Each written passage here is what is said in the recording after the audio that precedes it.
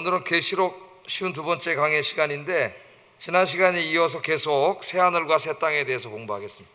새하늘과 새 땅, 두 자로 말하면 뭐예요? 예? 천국이지, 천국. 다섯 자로 말하면 하나님 나라죠. 하나님 나라. 또 오늘 본문에 있는 상징적인 그림은 새 예루살렘. 이거 다 같은 이미지라 그랬어요. 같은 말. 우리나라 사람들은 천국이란 말을 제일 많이 씁니다. 천국. 천국은 좀 오해를 일으킬 수가 있는 게, 저 하늘에 있는 나라라는 이런 잘못된 오해를 줄 수가 있어요. 그래서 하나님의 나라는 이 하나님 창조 세계에 이루어지는 나라입니다. 창조 세계를 하나님 치유하고 회복해서 이루어지시는 나라예요. 제가 오래전에 이제 잠깐 미국에서 공부한 적이 있는데, 맨 처음에는 혼자 가가지고 혼자 살았어요. 혼자 살면 이제 그 학교에서 외로운 학생들이라 그래가지고 꼭 그 신학교만이 아니고 주변에 있는 뭐 UCLA, 뭐 USC 이런 좋은 대학에서도 이제 그 혼자 와서 공부하는 친구들, 기독교인들이 무슨 날짜 불러 모아요. 자기 집으로 별장이나 이런 데로 모아서 이제 밥도 같이 먹고 하룻밤 자면서 이제 게임도 해봤어요. 제가 노인들인데 게임도 해보고, 그래서 기독교 정신으로 그렇게 이제 여러 나라에서 온 사람들을, 동남아 사람들이 많더라고 보니까, 와서 이렇게 환대를 해줍니다. 잔치도 열어주고. 그래서 그런 사랑에 감동해서 예수 믿게 된 청년들이 있더라고요. 공부하러 왔다가 뭐 싱가포르라든가 뭐 말레이시아, 필리핀 사람들이 예수 믿은 사람도 있어요. 그래서 기독교인들의 저런, 미국 기독교는 문화 속에 기독교의 정신이 이렇게 퍼져 있더라고요.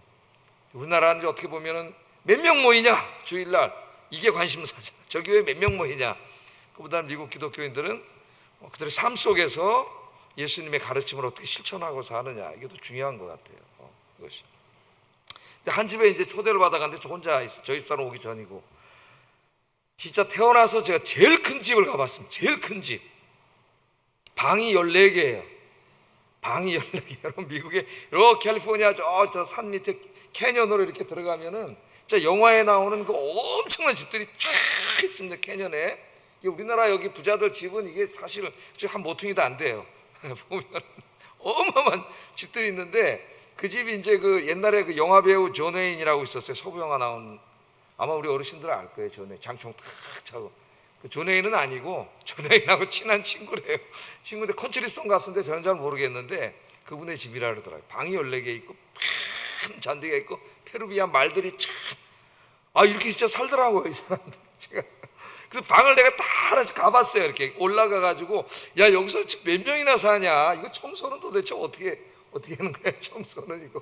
방이 14개인데, 방 14개인지 가보셨나요? 예? 야, 여기서 살면 기분이 어떨까? 이런 생각을 한번 해봤어요.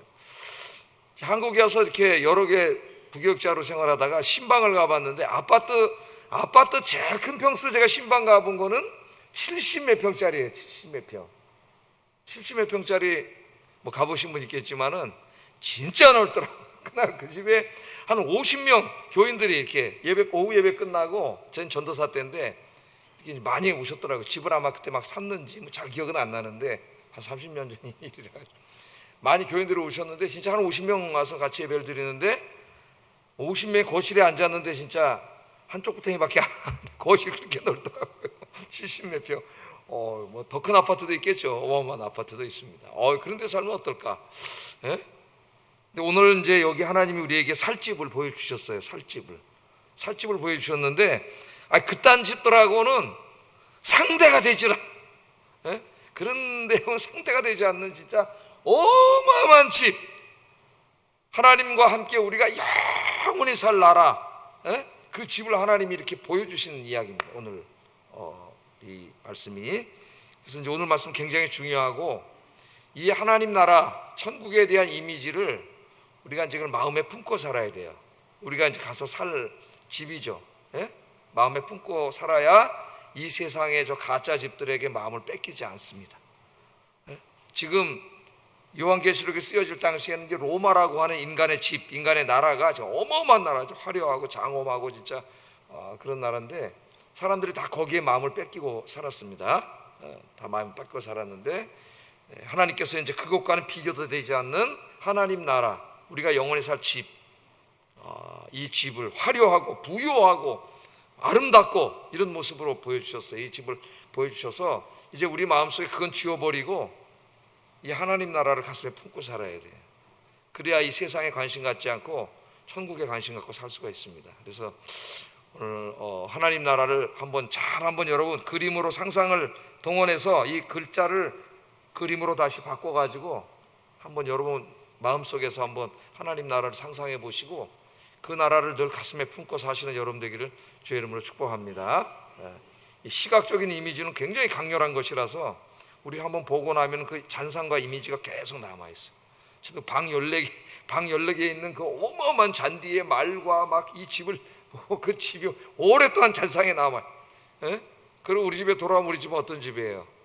작게는 학교 기숙사 조그만 집 비교가 되지 않잖아요. 그 집을 봐야 돼요. 하나님 나라를 한번 좀 오늘 보겠습니다. 어떤 나라인지. 자, 지난주에는 새 하늘과 새 땅을 보여주셨는데 그 나라가 어떤 나라인지에 대해서 설명을 해주셨어요. 거기는 뭐가 없어요. 지금 인간이 타락해서 병들게 만들어 놓은 이 땅에 있는 모든 고통이 없죠. 고통이 다 사라졌어요. 그런 나라. 그 나라엔 그게 없습니다. 그게 뭐예요? 첫째, 죽음이 죽음, 사망. 사망이 없고 또 늙고 병들고 이런 게 없어요. 슬픔이 없고 고통이 없고 거기는 오직 하나님 주시는 기쁨과 평강만이 가득한 것이. 늙지도 않아요. 그 영광스러운 부활의 모습을 가지고 하나님과 함께 삽니다. 제가 이 금요일 날 머리를 딱 깎고 이제 거울을 딱 보면서 우리 집사람이 한 말이 있습니다. 야, 이 얼굴을 아무리 봐도 62세 같이 안 보인다. 동의를 안 해주시네. 동의. 한 42세처럼 보이더라고요. 42세. 왜냐면 이제 염색도 다 해가지고 싹 가리고 이제 머리 한번 깎았더니 머리만 깎아도 사람이 확 젊어 보이더라고요. 42세는 좀 거짓말 같고 하여튼 젊게 보여요. 근데 젊게 보여도 기분이 좋아. 하나님 나라에 이제 여러분 부활한 몸으로 가면 거기 늙지 않아요. 그 영광스러운 모습으로 하나님과 함께 영원히 살게 됩니다.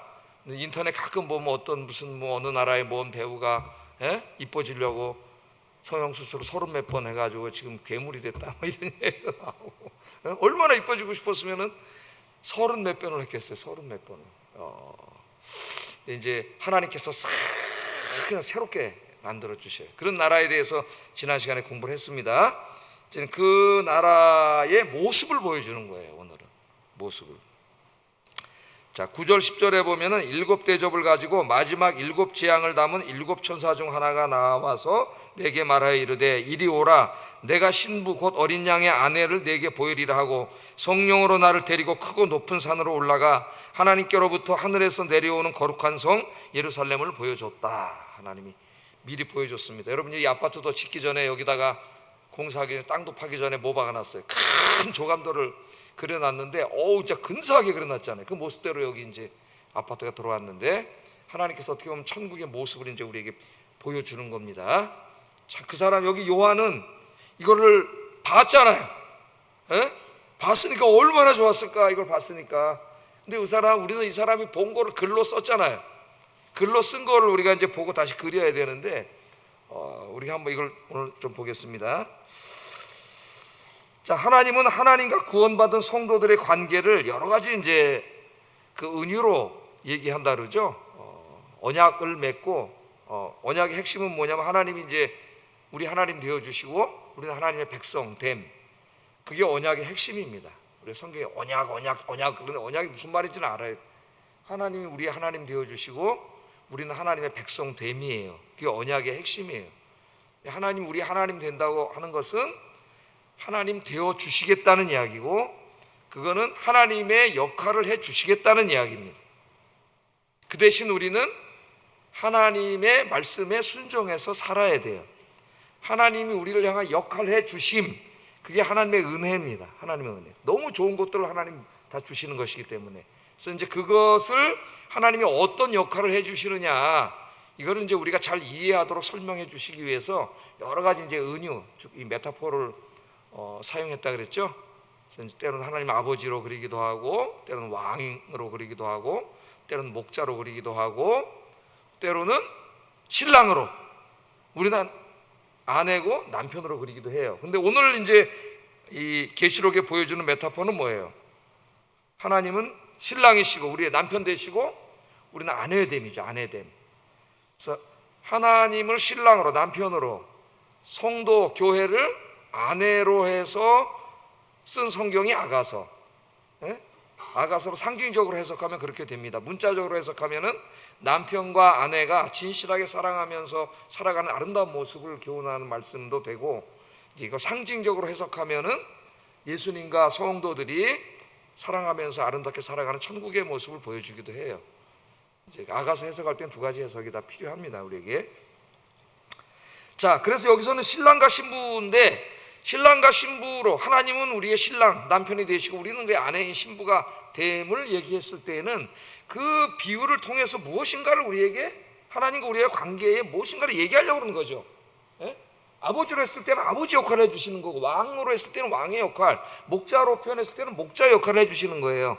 남편의 역할을 해주는 거예요, 남편. 그래서 하나님과 우리와의 관계가 어떤 관계냐, 그걸 보여주는데, 첫째는 이제 아내와 남편이기 때문에 가장 친밀한 사이죠. 가장 친밀한 사이. 부모님이 이제 아이들을 낳아서, 아이들이 어렸을 때는 부모님과 자식 관계가 가장 친밀한 사이지만은 아이들이 커서 이제 자기 짝을 만나고 결혼하면은 가장 친밀한 그 우선권이 배우자로 바뀌는 거죠. 그럼 부모님들이 좀 맨 처음에 서운하지. 예? 배우자로 바뀌. 그러나 어떻게 자기도 그랬어요, 다. 그러니까 이제 이해하고 거기 또 새로운 가정을 이루어서 그렇게 사는 거죠. 제가 우리 이제 어느 결혼할 때도, 야, 이제 결혼하면은 네 최우선순위는 네 남편이다. 그래 가르쳤어, 저희 엄마가. 네 남편이, 부모님은 그 다음이고 네 남편이 최우선순위가 돼야 된다. 물론 이제 그 사랑을 구별하고 차등을 둘 수는 없지만 굳이 얘기한다면 이제 그 가정 중심으로 살아야 된다는 걸 이제 얘기한 적도 있습니다. 가장 친밀한 사이, 가장 친밀한 사이지만은 어느 날 사이가 벌어져서 이혼하면은 남이 되는 거죠, 남. 근데 부모와 자식은 나눌 수가 없어요. 천륜이에요, 천륜.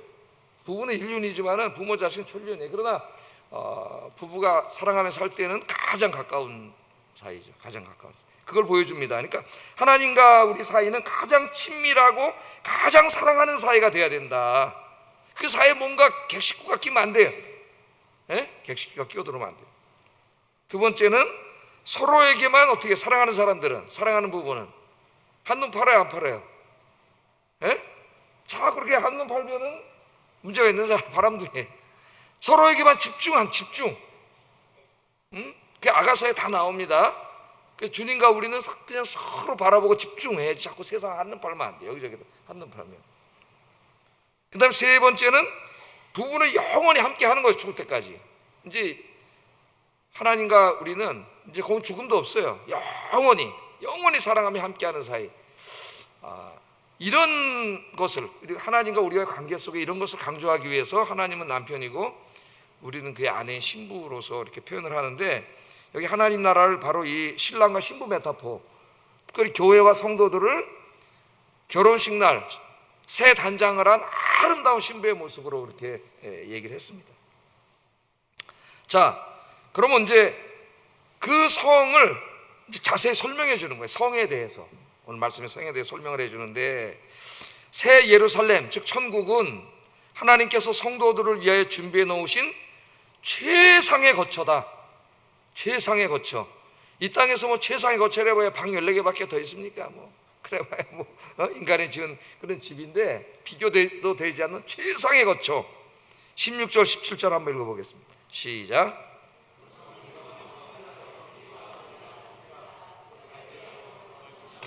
만 2천 스타디온이요 길이와 너비와 넓이가 같더라. 그 성곽을 측량하여 144규빗이니 사람의 측량과 천사의 측량이라.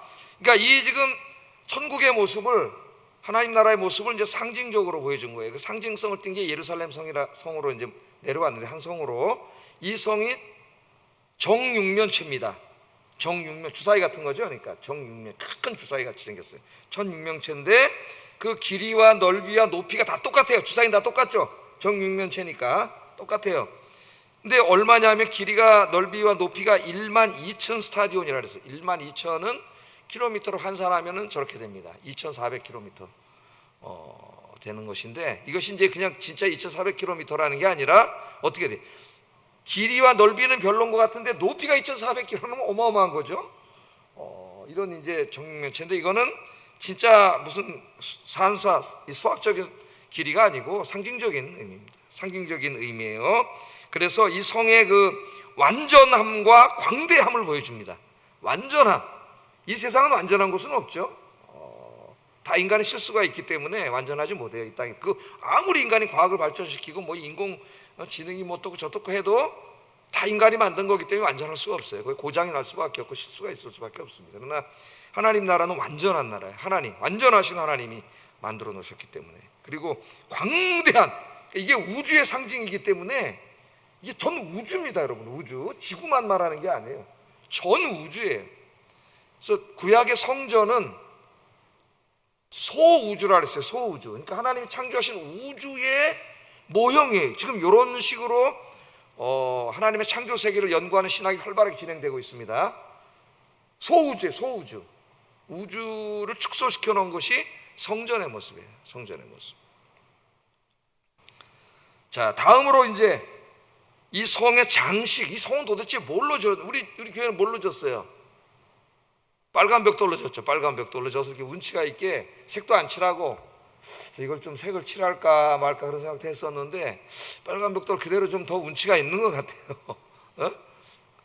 어떤 교회는 이제 또 여기다가 이렇게 이런 걸로 덮어가지고 하얗게 칠한 적도 있습니다. 그래서 저희도 뭐 이렇게 견적도 한번 내보고 뭐 이렇게 다 결국 하지는 않았는데, 돈도 많이 들고. 그래서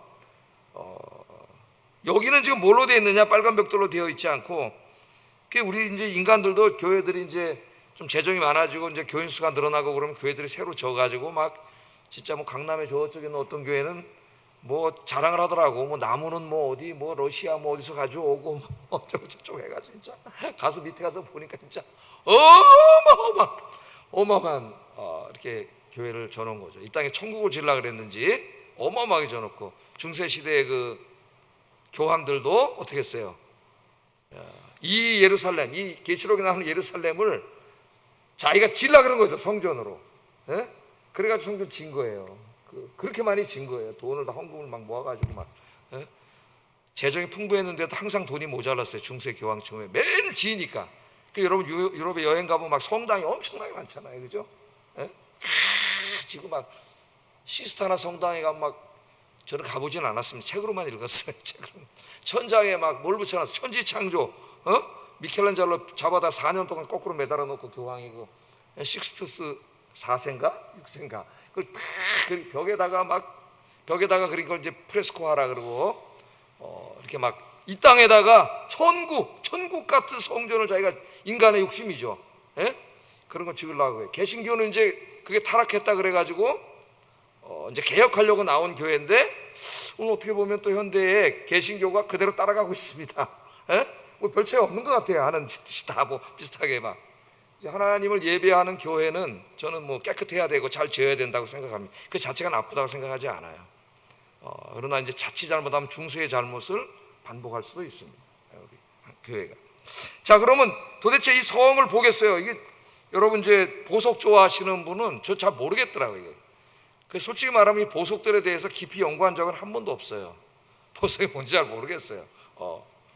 이 보면은 성곽은 벽옥으로 쌓였습니다. 그리고 그 성은 정금이에요. 정금. 18금도 아니고 정금. 우리 교회 이렇게 작은데 요게 다 정금이다. 그럼 얼마일까 이거? 예? 아마 남원하지 않을 거예요. 하루에 하나씩 벽돌이 뜯겨져 나가지고 나중에 여기 큰 창문이 생기고 대문이 생기고 맨날 뜯어갈 겁니다, 아마. 성의 기초석은 각색 보석으로 꾸몄는데, 그 기초석은 벽옥이요, 둘째는 남보석이요, 셋째는 옥수요, 넷째는 녹보석이요, 다섯째는 홍만호요, 여섯째는 홍보석이요, 일곱째는 황옥이요, 여덟째는 노곡이요, 아홉째는 다망옥이요, 열째는 비치옥이요. 이 사도 요한이 보석에 대해서 상당히 많이 알고 있었는지 아니면 천사가 가르쳐 줬는지 제가 볼 때는 뭐 많이 알았을 것 같지는 않아요. 천사가 가르쳐 줬을 것 같아요. 11째는 청옥이요 12째는 자수정이라. 자수정이라. 그러니까 아마 이 지구상의 그 당시 사람들의 지식으로, 보석에 대한 지식으로 이 지구상에 존재하는 가장 값비싸고 화려하고 아름다운 보석일 겁니다. 그 12가지 보석의 재료로 이 성이 만들어져 있어요. 성이 다 만들어져 있어요. 이제 문에 대해서 얘기합니다. 문, 성문. 그 문이 몇 개 있어요? 12문. 문이 12개 있습니다. 동서남북 3개씩 12문으로 되어 있어요. 그래서 12문은 뭐로 만들어져 있냐면은 12진주로 만들어져 있습니다. 성문. 여러분, 여성들이 그 목에 매는 진주 목걸이, 진짜 진주 목걸이면 어마어마하게 비싸죠. 어마어마하게. 예? 그거다 달고 다녔다가 목 뜯겨 나갈 수가 있어요. 그 진주 목걸이. 그래서 이제 이 12진주 대문은 성경을 많이 아시는 분들이 꿈꿀 때 꿈 얘기를 가끔 하시는데 12진주문 꿈을 꾼 적이 있다, 이런 얘기를 하는 게 제가 몇 번 들어본 적이 있습니다. 12진주. 그러니까 여러분들은 성경을 많이 읽는 분이에요. 계시록에 이런 어려운 성경도 읽어서 그 환상이 안에 있으니까 자기의 그 무의식 중에 있던 것들이 이제 꿈에 이렇게 보여지는 것이죠. 또 어떤 이제 잠깐 죽음을 경험했다 돌아오신 분들 얘기를 들어봐도 어떤 12진주문이 하나님 나를 이끌어 가시는데 12진주 대문이 쫙 나타난, 이런 얘기를 하는 걸 가끔 들어본 적이 있어요. 12진주 대문. 그래서 저도 이제 우리 어머니 아버님 돌아가시기 전에 어머니 아버님 위해서 기도를 하는데 그런 기도가 나오더라고. 이제 천국에 가시기 전에 하나님께서 그 12진주 대문을 보여주시고 그 소망을 갖고 가게 해주세요, 이런 기도가 나오더라고요. 기도를 할 때. 저를 위해서도 이제 그렇게 기도를 하려고 그래요. 저를 위해서도. 여러분들 이렇게 기도하세요.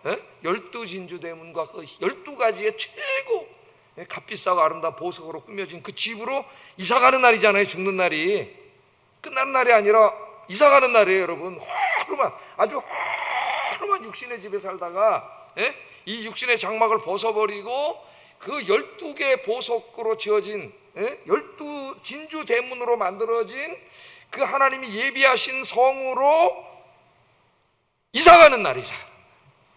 그러니까 너무 죽는 걸 서운해하지 마시기 바랍니다. 아멘은 안 하시는데 오래 사시려고 아멘 안 하시고, 이 소망이 없으면은 죽음이 여전히 두려움이고 무섭고 불안하고 그렇게 다가올 수밖에 없어요. 그래서 이제 나이가 들면서 노인 우울증이 찾아온다 그랬죠. 노인 우울증, 늙어감, 그 다음에 머리가 휘어지고 쭈글쭈글해지고 거울을 보면서 우울해지기 시작합니다. 누구에게나 찾아와요. 노인 우울증 이렇게 막 찾아오는데, 이제 이 소망을 가진 사람은 그게 잠깐 올 수도 있지만은 이겨낼 힘이 있어요. 이겨낼 힘이. 하나님이 새롭게 만들어 주신 이 부활의 영광스러운 몸과 이 12보석과 12진주 대문으로 만들어진 우리 집, 그 소망을 갖게 되는 것이죠. 자, 성으로 가는 길은 맑은 유리 같은 정금으로, 길이 정금이에요. 쫙 돼 있는. 그러니까 하나님이 이렇게 보석의 모습으로 이 땅에서 저 값비싸고 귀한 12보석과 진주의 모습으로 하나님 나라를 보여주신 거죠. 이렇게 다 보여주셨습니다. 자, 요한은 정말 어떻게 보면 너무 영광스러운 사람이에요. 이 땅에 있을 때 아직 이 땅에 완전히 이루어지지 않은 천국의 모습을 미리 본 사람입니다. 미리 본 사람. 우리는 이제 그것을 미리 눈으로 보지 못하겠지만 여러분, 마음의 눈으로, 신앙의 눈으로 볼 수 있기를 주의 이름으로 축복합니다. 그러려면 늘 이것을 품고 기도해야 돼요. 기도하지 않으면 금방 잊어버려요. 다음 주에 벌써 잊어버려요. 뭐 설교 들었는지도. 늘 이걸 마음에 품고 기도해야 돼요. 자, 이런 모습으로 보여주심으로써 하나님이 의도하신 것은 누구나 이곳에서 살고 싶어하는 소망을 갖게 하기 위함이죠. 그죠? 여기다 조감도 왜 크게 그러놓습니까? 그래 아파트도 잘 팔리고 잘 나가고 분양도 잘 되고 그럴 거 아니에요. 또 모델하우스 만들어가지고 모델하우스 화려하게 만들어서 거기 와서 사람들이 뭐 아유 여기 살고 싶다 막 그렇잖아요. 그렇게 하나님이 이 모습을 다 보여주신 거예요. 요한은 이 엄청난 천국의 모습을 인간의 단어로 도저히 형언할 수도 없었습니다. 이외에 이곳에는 그것과 비슷한 곳이 없기 때문에, 뭔가 비슷한 곳이 있으면 저 로마와 같은 곳이에요 그럴 텐데, 그 로마는 천국의 화장실만도 못한 곳이에요. 예? 제 말이에요, 제 말. 그러니까 이 땅에는 이 천국과 이렇게 뭐 견줄 만한 뭐가 없기 때문에 비교를 할 수가 없어요. 비유도 할 수도 없고, 이 천국이. 우리 요한복음 14장 1절 3절에 보면은 예수님이 이제 제자들에게 이제 내가 십자가에서 죽는다는 이야기를 해요. 그러니까 제자들이 두려워하기 시작합니다. 예수님이, 우리 죽음이 두렵잖아요. 그때 예수님이 이런 말씀을 하세요. 요한복음 14장 1절 3절 한번 읽어보겠습니다. 시작.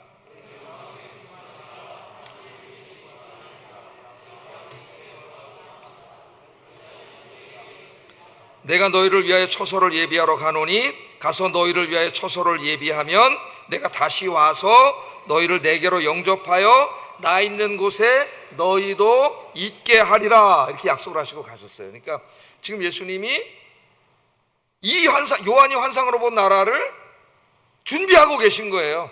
만들고 계신 거예요. 여러분을 위해서, 저와 여러분을 위해서. 기대가 되십니까? 기대가 되시죠? 이까지는 뭐 이게 육신 이거 뭐 100살 살겠다고 빙빙 거려봐야 뭐 늙고 쭈글쭈글해지고 뭐 다 그러죠. 근육도 빠져나가고 나중에 뭐 이 세상도 다 마찬가지예요. 하나님이 이제 영원히 늙지 않고 병들지 않고 죽지 않는 그런 영광의 몸을 주셔서 이 세상과 비교할 수 없는 이런 곳에 살게 하시려고 지금 여러분의 그 부활의 몸도 다 준비해 놓으시고 이 나라도 다 준비하고 계시니까 여러분, 이 말씀이 여러분의 소망이 되기를 주의 이름으로 축복합니다. 첫째, 이제 이 새 예루살렘은 하나님이 성도들을 위해서 준비해 놓으신 최상의 살 곳이다. 최상의 살 곳. 이 땅은 영원하지 않습니다. 참 미련 갖지 마세요. 미련 가질수록, 집착할수록, 욕심을 낼수록 여러분의 인생에 좋을 게 하나도 없어요. 두 번째, 이 예루살렘 천국은 하나님의 영광이 가득한 곳이다. 하나님의 영광이. 11절 한번 읽어보겠습니다. 시작. 벽옥과 수종같이 맑더라. 또 23절, 그 성은 해나 달의 비침이 쓸데없으니 이는 하나님의 영광이 비치고 어린 양이 그 등불이 되십니다. 해와 달도 필요 없어요. 이제는 하나님의 영광의 빛으로. 창세기 1장 1절에 해를 만들기 전에 빛이 있으라 했을 때 그 빛이 하나님의 영광의 빛이, 하나님의 영광의 빛, 하나님의 영광의 빛이 환하게 비칩니다. 하나님의 영광은 하나님의 임재를 상징하는 거죠. 임재, 거기 하나님이 계신 곳이에요. 여러분, 이 세상에서 제일 좋은 곳이 어디예요? 하나님이 계신 곳이죠. 하나님이 계신 곳이 어디예요? 이 땅에서 하나님 계신 곳의 상징이 어디예요? 교회지, 교회. 그러니까 하나님 사랑하는 사람은 어디를 자꾸 올라 그래요? 교회를 자꾸 올라가는 거죠. 교회를. 자, 우리가 나그네 길을 다 마치고 가게 될 새 예루살렘에는 우리 집이 있어서 우리끼리만 사는 게 아니고 거기 우리를 너무나 사랑하시는 하나님이 계셔요. 하나님이 함께 사는 곳입니다. 하나님. 그래서 그곳은 가장 복된 곳이에요. 하나님 계시기 때문에. 제가 장례식 할 때에 천상병 시인의 귀천이라는 시를 가끔 얘기를 해요. 장례식 가면은 그 시가 좋아서 장례식에 딱 맞는 것 같아가지고 가끔씩 제가 이렇게 얘기를 하는데 그 시가 참 좋습니다. 한번 이렇게 제가 읽어드릴게요. 나 하늘로 돌아가리라. 언젠간 갈 거 아닙니까 여러분? 나 하늘로 돌아가리라. 새벽빛과 닿으면 쓰러지는 이슬 더불어 손에 넣으면 나 하늘로 돌아가리라. 노을빛 함께 단둘이서 기슭에서 놀다가 구름 손짓하면은 나 하늘로 돌아가리라. 아름다운 이 세상 소풍 끝내는 날 가서 아름다웠다고 말하리라. 그래서 천상병 시인은 아는 사람은 잘 알고 있죠. 이 사람이 인생을 소풍이라고 이렇게 얘기했죠. 소풍 끝나는 날. 우리가 죽는 날이 뭐 하는 날이에요? 소풍 끝나는 날. 소풍 끝나는 날 어디 가요? 소풍 끝나면 아이들이 집에 가잖아요. 집에 가면 거기 누가 계셔요? 엄마 아빠가 계시잖아요. 부모님이.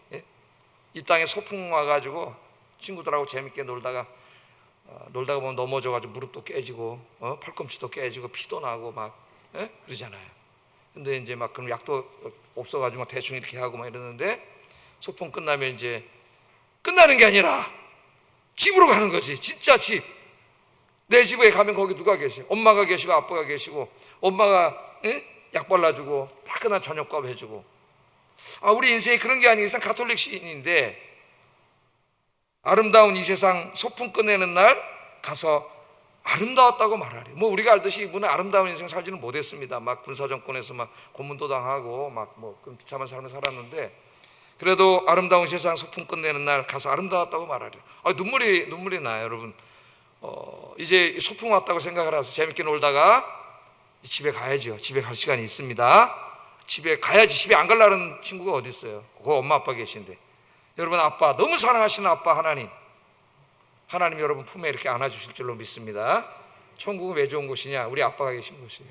하나님이 계신 곳. 세 번째, 새 예루살렘은 신구약의 모든 성도들만 들어갈 수 있습니다. 안타깝게도 모두가 갈 수 있는 나라는 아니에요. 12절부터 14절에 보면은 유독 12라는 숫자가 많이 나옵니다. 12. 이 성에는 문이 12개 있고 12지파의 이름이 있고 12기초석이 있고 12사도의 이름이 있습니다. 그리고 12명의 천사들이 문을 지키고 있어요. 12라는 숫자가 계속 나와요. 그래서 이 문과 기초석 위에는 이스라엘의 12지파와 신약의 12사도들의 이름이 기록되어 있어요. 이거는 뭐냐면은 구약의 하나님의 백성들과 신약의 하나님의 백성들만이 이 성에 살 수 있는 시민권이 있어요. 시민권이 없는 자는 못 들어가요. 하나님의 생명책에 이름이 기록되지 못한 자는 이 축복의 땅에서 살 수가 없습니다. 불못에 던져지게 되죠. 우리가 그걸 배웠죠. 이미 사탄과 그 악한 무리들이 불못에 던져지는 것을. 이 길을 하나님의 약속, 이 약속의 말씀을 붙잡고 세상에 곁눈질하지 않고 이 길을 믿음으로 끝까지 달려간 사람만이 여기에 들어갈 수가 있어요. 27절 한번 읽어보겠습니다. 시작.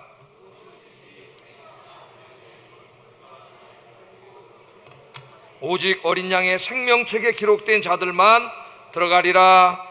아멘. 무엇이든지 속된 것이나 가증한 일 또는 거짓말하는 자는 결코 그리 돌아가지 못한. 무서운 게 거짓말하는 자가 있다는 거죠. 거짓말하는 자. 제가 설교 때도 가끔 이야기하지만은 거짓말하는 자가 천국에 들어가지 못한다. 좀 심한 거 아닌가? 맨 처음 이런 생각을 한 적이 있습니다. 그런데 요즘 우리 사회, 우리 사회만이 아니라 세계 각국의 사회를 봐도 이 가장 악질적인 죄가 거짓말이라는 걸 알게 됐어요. 거짓말하는 자는 이 나라에 들어갈 수가 없어요. 하나님 진실한 분이시기 때문에 이 거짓말은 큰 죄입니다. 우리 인터넷상이나 이런 SNS상에 거짓말이 난무한 가짜 뉴스라고 한 사람의 인격을 말살하고 모욕하고 죽일 수도 있어요. 거짓말. 대부분이 거짓말이야. 그냥 거짓말이 너무 난무한 것에 우리가 살고 있어. 무엇이 진실인지 무엇이 거짓말인지를 구분할 수가 없을 정도의 거짓말이 지금 우리 사회에 꽉 차 있습니다. 꽉 차 있어요. 이런 것을 빨리 정비하고 입법을 해서 처벌을 해야 되는데 이걸 정치에 이용해 먹느라고 이런 처벌하는 법을 만들지 않아요. 이 정치하는 사람들이. 이 거짓말이면 말할 수가 없는 것이죠. 끝까지 믿음으로 승리해서 어린 양의 생명책, 그 하나님 나라의 생명책이 있잖아요. 그게 시민 명부예요. 그 이름이 있는 자만 여기 들어갈 수 있어요. 그대 이름 무엇이뇨? 누구입니다. 없는데? 그럼 못 들어가는 거예요. 없는데. 거기에 이름이 있어야 되는. 여러분 거기 이름이 있나요? 있어요, 없어요? 손 들어보라니까. 나는 공로 없으나 누구의 공로로? 예수님의 십자가의 공로로 죄 용서받고 이 영광스러운 나라에 들어갈 수 있게 된 줄로 믿습니다. 나 죄 많이 졌는데 어떡하지? 못 들어가면 어떡하지? 죄 많이 져서. 그렇게 걱정하는 사람은 제가 단언하건대 틀림없이 구원받은 사람입니다. 구원받지 않은 사람은 그런 양심에 대한 그런 괴로움이 없어요. 자, 마지막으로 이 하나님 나라는 어떤 나라냐? 성전문이 항상 열려있다. 성전문이 다 요새 닫아놓지 않아요. 문을 닫아놓는데 성전문이 열려있어요. 25절 26절 한번 읽어보겠습니다. 시작. 사람들이 만국의 영광과 존귀를 가지고 그리로 돌아오겠고. 자, 왜 성전문이 다 문이 열려있느냐? 문을 열어놓으면 적군도 들어오고 도둑놈도 들어오고 문을 닫아야 되는데, 막 시건장치로 2개, 3개, 4개 하고 사는데요, 사람들이. 여기는 밤이었기 때문에. 밤이 없어.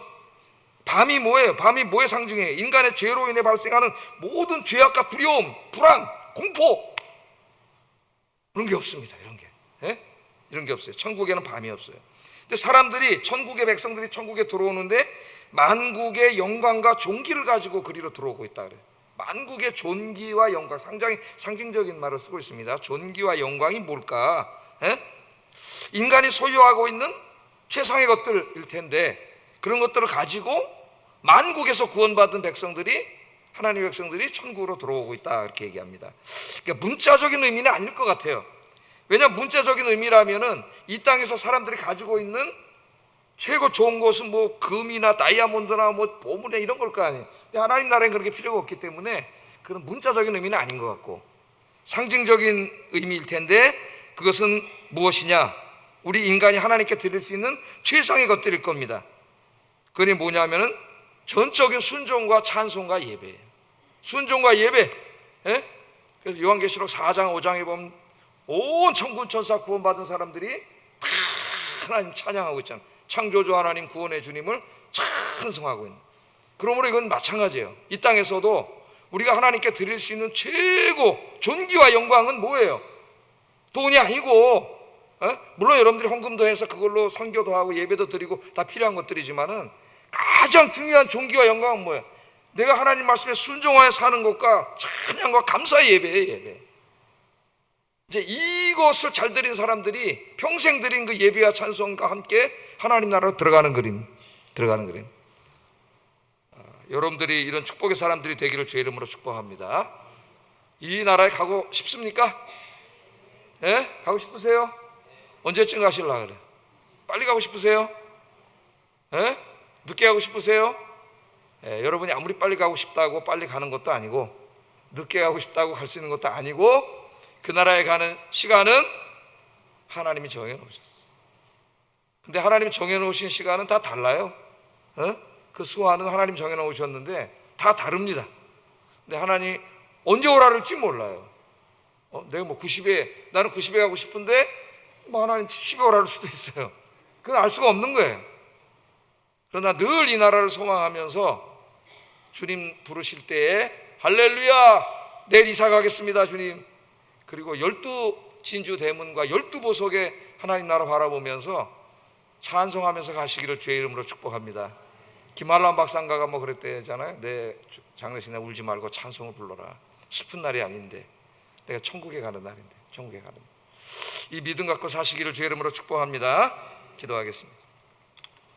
눈을 감고 기도하겠습니다. 오늘 그 12보석과 12진주대문과 순금으로 만들어진 그 성의 길, 주님이 우리를 위해서 준비하고 계시다고 했는데, 이 나라의 이미지가 오늘부터 나의 마음을 가득 채우게 하시고, 이 세상에 있는 가짜 집들 다 헐어버리고 이 이미지를 가득 채우고 소망하면서 주님께 순종과 예배의 삶을 살게 하소서. 기도하겠습니다. 사랑하신 아버지,